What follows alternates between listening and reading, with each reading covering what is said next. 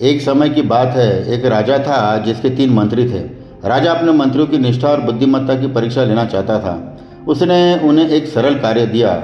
उसने उनसे एक एक थैला लेकर जंगल में जाकर फलों को भरने को कहा।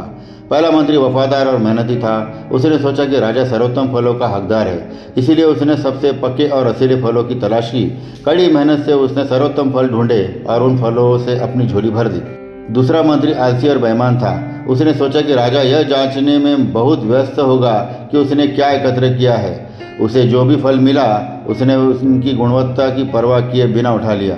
उसने अपना थैला अच्छे से सड़े गले फलों के मिश्रण से भर दिया। तीसरा मंत्री चालाक था। उसने सोचा कि राजा केवल थैला का आकार देखेगा, उसकी सामग्री नहीं। उसने अपना थैला सूखे पत्तों और धूल से भर दिया। तीनों मंत्री सोच कर कि उन्होंने कार्य पूरा कर दिया है, अब अपना सामान लेकर दरबार में लौट आए।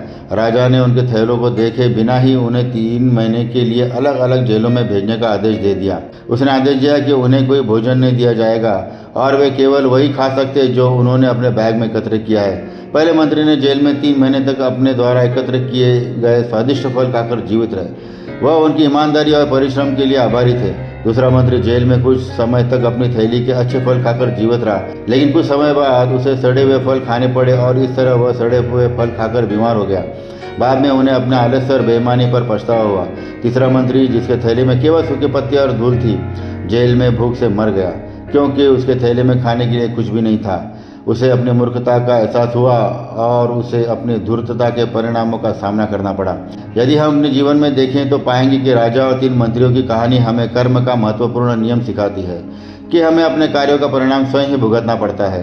पहला मंत्री ईमानदार और मेहनती था। उसने यह सोचकर राजा सबसे अच्छे फल का हकदार था, सबसे अच्छे फल एकत्र किए। उसने धोखा देने या शॉर्टकट अपनाने की कोशिश नहीं की।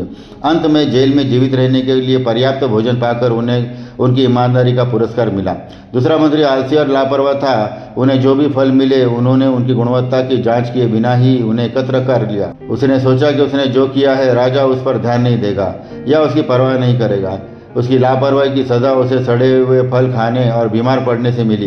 तीसरा मंत्री चालाक था। उसने अपने थैले को सूखे पत्तों और धूल से भर दिया, यह सोचकर कि कहीं अपने थैले को बड़ा दिखाकर राजा को मूर्ख बना सकता है।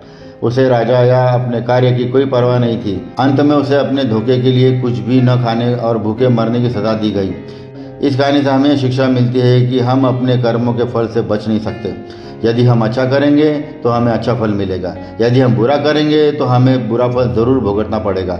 यह कर्म का नियम है जो हर किसी के जीवन को नियंत्रित करता है। इसीलिए हमें केवल अच्छे कर्म करने चाहिए और अपने कर्म को पूरी लगन से करना चाहिए, क्योंकि हमने जीवन के बगीचे में जो देखा वही प्राप्त किया।